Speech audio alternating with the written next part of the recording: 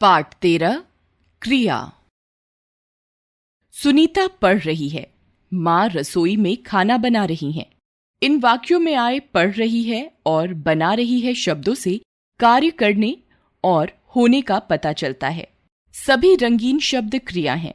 क्रिया के बिना कोई भी वाक्य पूरा नहीं होता। जिन शब्दों से किसी कार्य के करने या होने का पता चलता है उन्हें क्रिया कहते हैं। मुख्य क्रिया और सहायक क्रिया। निम्नलिखित वाक्यों को पढ़िए और उनमें आई क्रियाओं पर ध्यान दीजिए। सोहन पाठ पढ़ रहा है। वह खाना खा चुका है। मोहित अब सो चुका होगा। उपर्युक्त वाक्यों में आई क्रियाओं को दो भागों में बांटा जा सकता है। मुख्य अर्थ प्रदान करने वाला अंश मुख्य क्रिया पढ़, खा, सो। मुख्य अर्थ के अलावा शेष अंश यानी सहायक क्रिया रहा है, चुका होगा। धातु। क्रिया शब्द विकारी होते हैं। लिंग, वचन, कारक, काल आदि के कारण क्रिया शब्दों का रूप बदलता है। यदि किसी एक क्रिया के विभिन्न रूपों को देखा जाए, जैसे पढ़ता, पढ़ रहा है, पढ़ूंगा, पढ़ चुका है, पढ़ना चाहिए, पढ़ो, पढ़ चुका होता आदि, तो इन सब में पढ़ ऐसा अंश है जो सभी क्रिया क्षेत्रों में समान रूप से आया है। अतः पढ़ धातु है। क्रिया के भेद। क्रिया के भेदों के दो आधार होते हैं। पहला कर्म के आधार पर क्रिया के भेद और दूसरा रचना के आधार पर क्रिया के भेद। कर्म के आधार पर क्रिया के भेद। कर्म के आधार पर क्रिया के दो भेद होते हैं। पहला अकर्मक क्रिया और दूसरा सकर्मक क्रिया। अकर्मक क्रिया।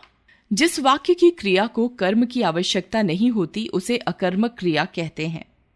अकर्मक क्रिया का फल कर्ता पर पड़ता है। इस क्रिया का कोई कर्म नहीं होता। जैसे मुन्नी रोने लगी, घोड़ा तेज भागता है, भानु उठ गया। इन वाक्यों की क्रियाएं रोने लगी, उठ गया, भागता है, हंसता है अकर्मक क्रियाएं हैं। ऊपर लिखे वाक्य बिना कर्म के भी पूर्ण हैं। अकर्मक क्रिया की पहचान।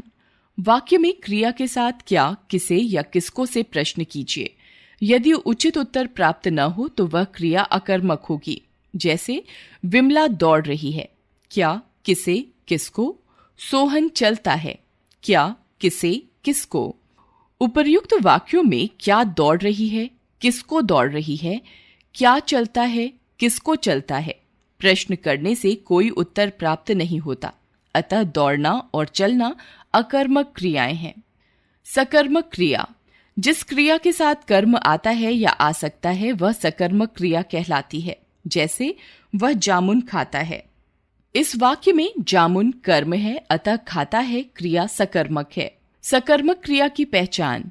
वाक्य में आई क्रिया के साथ क्या, किसे या किसको से प्रश्न कीजिए। यदि उचित उत्तर प्राप्त हो या प्राप्त हो सकता है तो वह क्रिया सकर्मक मानी जाएगी। जैसे कपिल ने गीत गाया। क्या गाया, गीत। शशांक ने पिताजी को पत्र लिखा। क्या लिखा, पत्र। किसे लिखा, पिताजी को। उपर्युक्त वाक्यों में आई क्रियाओं के साथ क्या और किसे प्रश्न करने पर उचित उत्तर प्राप्त होता है। अतः गाना और लिखना क्रियाएं सकर्मक हैं।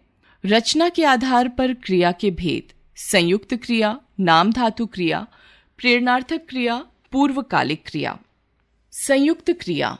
जिन वाक्यों की एक से अधिक क्रियाएं मिलकर एक ही कार्य पूर्ण करती हैं उन्हें संयुक्त क्रिया कहते हैं। जैसे गाड़ी चल दी। चल जमा देना। बच्चा आ गया। आ जमा जाना। चल दी का अर्थ चलना तथा आ गया का अर्थ आना ही है। अतः स्पष्ट है कि उपर्युक्त वाक्यों की क्रियाएं दो दो धातुओं के योग से तो बनी है, परंतु मुख्य अर्थ पहली क्रिया ही प्रदान करती है। नाम धातु क्रिया। जो क्रियाएं संज्ञा, सर्वनाम और विशेषण आदि से बनती हैं उन्हें नाम धातु क्रिया कहते हैं। जैसे जतिन द्वारा गोपीनाथ का खेत हथियाना गलत है। काम छोड़कर दिन भर बतियाना अच्छा नहीं लगता। इन वाक्यों में हथियाना और बतियाना नाम धातु क्रियाएं हैं। नाम धातु क्रिया बनाना। संज्ञा से नाम धातु क्रिया। संज्ञा नाम धातु क्रिया।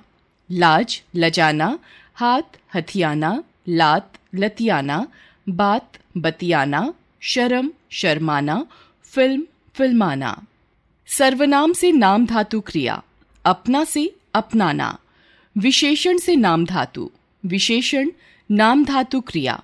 मोटा मुटाना, साठ सठियाना, नरम नरमाना, तोतला तुतलाना, गरम गरमाना, चिकना चिकनाना।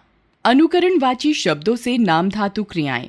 हिन हिन से हिनहिनाना, थरथर से थरथराना, बड़बड़ से बड़बड़ाना, टनटन से टनटनाना आदि। प्रेरणार्थक क्रिया। जिस क्रिया को कर्ता स्वयं न करके दूसरे को करने की प्रेरणा देता है उसे प्रेरणार्थक क्रिया कहते हैं। जैसे मालकिन नौकरानी से बर्तन साफ करवाती है, रघुवीर भाई को विज्ञान पढ़ाता है, माँ बच्चे से आटा मंगवाती है। इन वाक्यों में मालकिन, रघुवीर और माँ प्रेरणा देने वाले कर्ता हैं। नौकरानी, भाई और बच्चे को प्रेरित किया जा रहा है। इन वाक्यों की क्रियाएं करवाती, पढ़ाता और मंगवाती प्रेरणार्थक क्रियाएं हैं। प्रेरणार्थक क्रिया के दो रूप होते हैं, प्रथम प्रेरणार्थक और द्वितीय प्रेरणार्थक। नीचे दिए गए उदाहरणों को ध्यान से पढ़िए तो साधारण क्रिया, प्रथम प्रेरणार्थक क्रिया और द्वितीय प्रेरणार्थक क्रियाओं में अंतर स्पष्ट हो जाएगा। सुमित कहानी सुनता है, साधारण क्रिया। दादी सुमित को कहानी सुनाती हैं, प्रथम प्रेरणार्थक क्रिया। दादी कांता से सुमित को कहानी सुनवाती हैं, द्वितीय प्रेरणार्थक क्रिया। इन वाक्यों में मूलतः कहानी सुनने का काम सुमित करता है। प्रथम प्रेरणार्थक क्रिया में दादी सुमित को कहानी सुनने के लिए प्रेरित करती हैं और द्वितीय प्रेरणार्थक क्रिया में वह कांता से कहानी सुनवाती हैं। इसे अप्रत्यक्ष प्रेरणार्थक क्रिया भी कहते हैं। प्रथम प्रेरणार्थक यानी प्रत्यक्ष और द्वितीय प्रेरणार्थक यानी अप्रत्यक्ष क्रियाओं के कुछ उदाहरण देखिए। मूल क्रिया, प्रत्यक्ष प्रेरणार्थक क्रिया, अप्रत्यक्ष प्रेरणार्थक क्रिया। पीना, पिलाना, पिलवाना, पढ़ना, पढ़ाना, पढ़वाना, लिखना, लिखाना, लिखवाना। द्रष्टव्य। ध्यान रखें कि सभी प्रेरणार्थक क्रियाएं सकर्मक होती हैं। पूर्वकालिक क्रिया। किसी वाक्य में मुख्य क्रिया से पहले हुई क्रिया को पूर्वकालिक क्रिया कहते हैं। जैसे शुभांगी ने भागकर बस पकड़ी, रविकांत ने उठकर दरवाजा खोला, कुमार ने झुककर प्रणाम किया। इन वाक्यों में भागकर, उठकर और झुककर पूर्वकालिक क्रियाएं हैं। ये क्रियाएं मुख्य क्रियाओं पकड़ी, खोला और प्रणाम किया से पहले हुई हैं। सामान्यतः मूल धातु में कर अथवा कर के जोड़कर पूर्वकालिक क्रिया बनाई जाती है। आओ दोहराएं। जिन शब्दों से किसी कार्य के करने या किसी के होने का बोध हो उन्हें क्रिया कहते हैं। क्रिया के विभिन्न रूपों में जो अंश समान रूप से पाया जाता है उसे धातु कहते हैं।